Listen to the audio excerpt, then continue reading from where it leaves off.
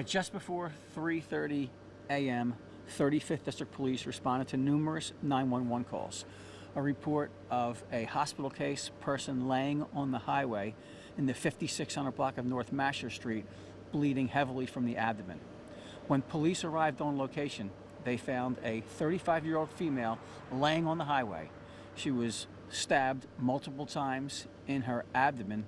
There was a 33-year-old male standing over her. Police picked up the female, rushed her to Einstein Hospital. She was pronounced dead at 3:36 a.m. Other officers immediately took the male that was standing over her into custody. He had cuts on his hand. That male was 33 years old. He was positively identified by numerous juveniles that were inside the property that said that that 33-year-old male stabbed the 35-year-old female inside of the property, chased her outside, and continued to stab her when she was outside. So that male has been taken into custody. He is transported to homicide, where he will be questioned by homicide detectives. We found a 14-year-old male also inside the property with multiple stab wounds to his thigh. He was bleeding heavily. Police rushed that 14-year-old to Einstein Hospital.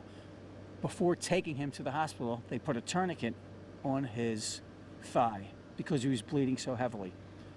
Right now, that 14-year-old is in stable condition, and surgeons at the hospital are working on his upper thigh where he was stabbed multiple times, and he did lose a lot of blood. At the time of this incident, there were about 6 juveniles inside of the property, males and females, between the ages of 8 and 16, who all witnessed this 33-year-old male stab the 35-year-old female. At this time, we believe they're all related in some way. We did find the knife in a second-floor bedroom where one of the juveniles took the knife and hid it. He tried to hide it from the perpetrator so there would be no further stabbing or no further incidents.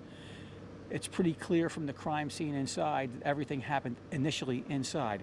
We found the crime scene on the second floor as well as the first floor, which consisted of a large amount of blood. There's also broken glass. There's also overturned and broken furniture. So there was clearly a violent struggle inside. We believe that this 33-year-old cut his own hand while stabbing both the 35-year-old female who died and also stabbing the 14-year-old boy who is in stable condition at Einstein Hospital. The knife is described as a butcher knife with a 10-inch blade, and it is covered with blood. So the juveniles that were inside the property, we believe all of them witnessed the incident, or at least part of the incident. They are all going to be transported to homicide to be interviewed by homicide detectives. The individual we have in custody, who we believe is the perpetrator, the 33-year-old male, he will be treated at the hospital for injuries to his hands and then will be transported to homicide to be interviewed by homicide detectives. So the scene itself is going to be processed. The scene will be processed by our crime scene unit. It's a large amount of blood inside of the property where we believe everyone lives. The 2 stabbing victims, the perpetrator, and the other children, we believe they all live at this location. There's a large amount of blood inside, a sign of a struggle. There's also a large amount of blood outside where we found the female victim who later died. So the crime scene unit will process both of the scenes along with homicide. We're also looking for any exterior cameras that may have captured the aftermath when the incident transpired outside. Any idea on the relation of these males and the female?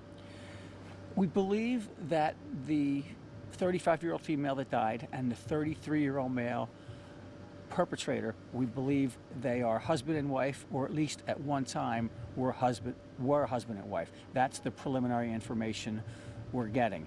We believe that the 14-year-old who was stabbed in the thigh is the son of the 35-year-old female that was stabbed and killed. But that is preliminary information at this time. But our initial information, preliminary information, is that everyone, they're related in some way, they're all family, and they all lived at the location where the incident took place.